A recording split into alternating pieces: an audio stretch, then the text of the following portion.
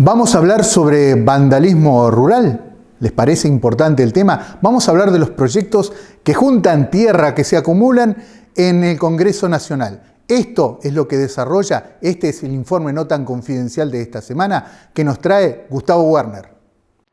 Es lamentable, es doloroso, llena de indignación en algún punto, ¿no? Hablar de que mientras el vandalismo rural aumenta, lo que se acumulan son las iniciativas en el Congreso. Iniciativas que quedan en eso, solamente en iniciativas. Hoy por hoy, en cuanto a números concretos, te cuento, en los pasillos circulan, no uno, no dos, circulan 7 proyectos de ley, 5 en diputados, 2 en el Senado, tanto del oficialismo como de la oposición, para ponerle fin al vandalismo rural en la República Argentina. Pero según datos aportados por confederaciones rurales argentinas, mientras esto pasa, mientras los proyectos se acumulan pero nada se concreta, en lo que va del año ya son más de 100 casos de rotura de silobolsas confirmados, oficializados, denunciados, y hablamos de 10.000 toneladas como mínimo de granos que han sido afectadas. Como lo decíamos, mientras esto pasa, mientras la preocupación aumenta, en los pasillos del Congreso de la Nación circulan estos 7 proyectos de ley.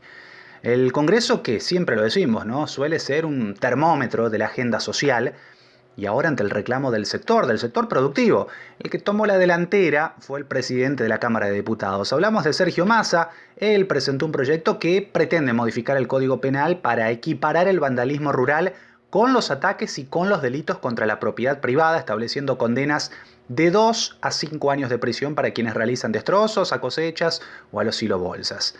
Desde la otra vereda fue Ricardo Buriaile, de la UCR Formosa, quien presentó una contrapropuesta para modificar en este caso el Código Penal de la Nación, estableciendo penas de 3 a 10 años de prisión y hasta 20 en caso de que se provoque la muerte de una persona a quien cause un incendio o destrucción.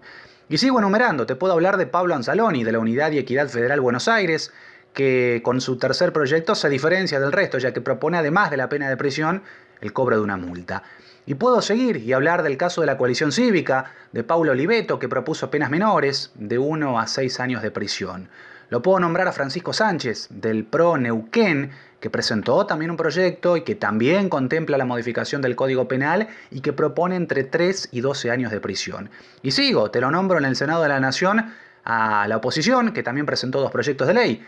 Néstor Braillard Bocar, hablamos del PRO Corrientes, él es su representante, que propone penas de 3 a 6 años.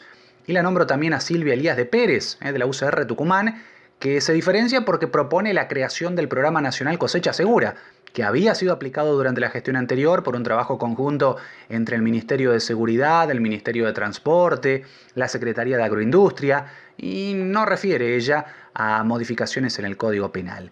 Todas las iniciativas se encuentran formalmente ingresadas. Todas han tomado estado parlamentario, pero sí, ninguna siquiera por el momento fue abordada por las comisiones.